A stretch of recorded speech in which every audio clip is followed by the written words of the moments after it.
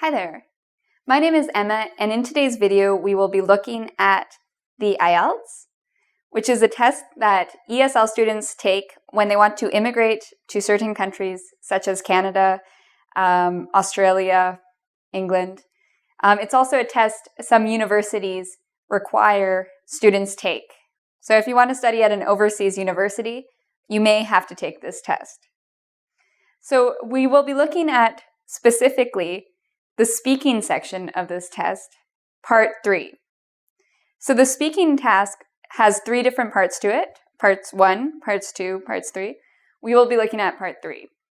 Okay, so first I will explain what happens in part 3 of the IELTS speaking test, and then I will look at some tips on how to do well, and also things you should not do. So let's get started. So first of all, it's important to know how long this part of the test will take. It takes between 4 to 5 minutes, okay? And it's different than part 2. In part 2, the student is expected to speak for about 2 minutes, and there's no interruption. In this part of the IELTS, it's more like an interview. The examiner asks you some sort of question, you respond, they ask you another question, or they might ask you to go deeper into the first question, okay? What types of questions are there? Well, sometimes they'll ask you to predict something, to analyze something, to compare. They might ask you to give your opinion. Oftentimes, you're looking at the future as well. So, for example, what sports do you think will be played in the future? Okay, so often future questions. So part 3 is based on a theme. In part 2, you're given something to describe often. It might be a historical building, it might be a teacher you really liked, it might be an object precious to you. Part 3 continues from part 2. So whatever you talked about in part 2, you're going to talk about in part 3, but at a more abstract level. So what do I mean by this? Well, if in part 2 you talked about your favorite teacher, in part 3 you might be talking about education. You might talk about how it is different today than it used to be. Okay, so you might be looking at education. Some of the topics you may look at in part 3, technology is very common, education, environment, TV influence, leisure activities, shopping, sports, transportation. So these are all very common topics. And so you'll be asked between 4 to 6 questions on these types of topics. So an example, you may be asked, how are education priorities different from those in the past? Okay, so again, you have to state your opinion for this question. All right, so let's look at some of the do's and don'ts for this part of the IELTS. Okay, so let's look at some of the things you should do. Okay, so here's their smiley face. This is a good idea. The first one is listen for keywords in the question. Okay, sometimes you may not understand what the question is. Try to listen for the key words of the question. Do you hear the word education, school? Listen, and this will help you to understand the question better. If you still don't understand the question, ask. Okay? This is very important. It's okay to ask the examiner to repeat the question. If you don't understand, you can also ask for clarification. It's better to ask if you don't understand than to answer something completely different and wrong. Okay? So it's always better to ask. When you do answer the question, make sure, again, you don't give these short yes, no answers. Expand. Give detail. Okay? Give examples. Give reasons. It's very important to support your points. For example, maybe they ask you if girls and boys should go to separate schools. Okay? If you're asked that, you might say, I think girls and boys should go to separate schools for 3 reasons. First of all, girls learn better when they're separated from boys. In my own experience, when I was a student, I was always distracted by boys. So you see what I mean? Give details, give examples. Stick to the topic. This is very important. If you're asked about education, talk about education. Don't talk about your pets. Don't talk about your hair. Stick to education. I think this is actually the most important point out of all of them. Think you will do well. What do I mean by that? I think that IELTS isn't only testing you on your English, it's also testing you psychologically. Okay? You need to think positively. You need to think you will do well. If you think you will do well, you will definitely do better. Okay, another point, it's important to build vocabulary before you do the IELTS. So you're being marked on 4 things. You're being marked on pronunciation, you're being marked on grammar, you're being marked on vocabulary, and you're being marked on fluency and coherence. So that last one is together. So these are the 4 different areas you're being marked in. It's good if you focus partially on building your vocabulary beforehand. This is a good way to prepare. You know you're going to be marked on this, so why not think about words that have to do with technology? Practice these words in conversation. For example, technophobe, cutting edge, state of the art.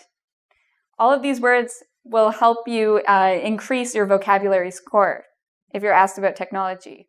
Find words that have to do with education, with leisure activities, transportation. So this is a very important thing to do as well.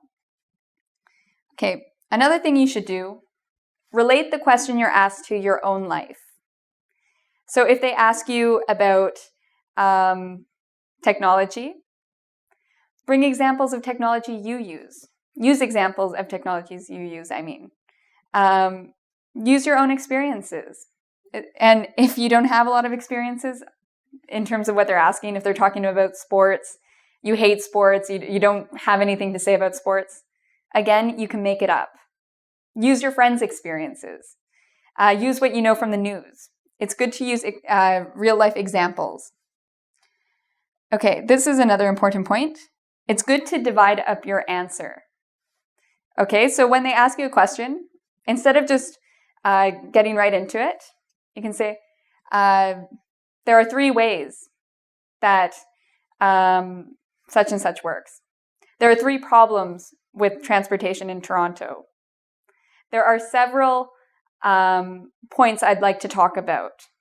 Okay, so it's good to divide up what you're going to say by giving a number for your answer.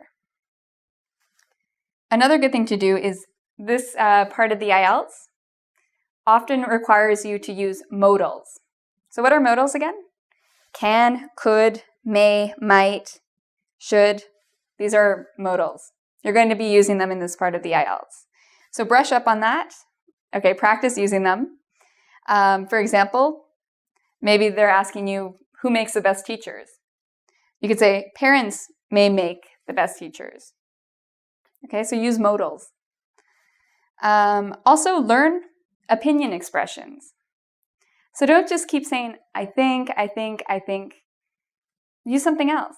If you ask me, in my opinion, it seems to me that, it appears to me that. These are all good expressions to use. I think is a little bit boring. Okay?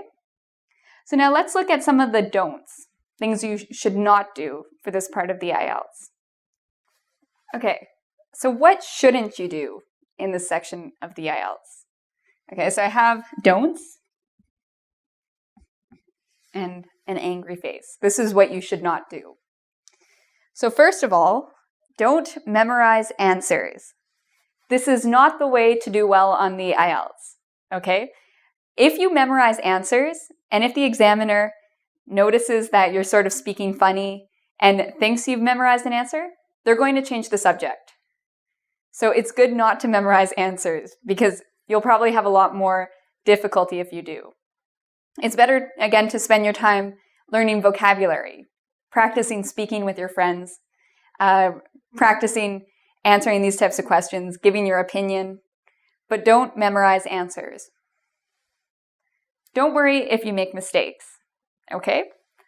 If you make a mistake, if you can correct it and it won't take a lot of time, just quickly correct it. If it's one of those mistakes that if you try to correct it, it's going to cause a lot of problems, confusion, just leave it. It's okay if you make mistakes. Just keep going, okay? Don't go off topic. So if you're talking about education, don't start talking about sports. Stick to what they're asking you. Don't change the question either. If they ask you a question, answer that question. Don't use too many ums and ahs, okay? Some ums and ahs are okay, but if every question you're saying, I think, really, it's not going to get you a good mark. So if you're one of those people who use ums and ahs a lot, try to focus before the IELTS on using them less. What you can always do is tape record yourself speaking. This is something I really recommend for the IELTS. Tape record yourself. Listen to your strengths. What are you good at? And what are your weaknesses? Be honest. Everyone has weaknesses. So listen and try to practice beforehand to fix those weaknesses. Okay? Don't use I think too much. I think gets very boring. This is another thing ESL students often love to do. They want to get more time and have more time to think of an answer.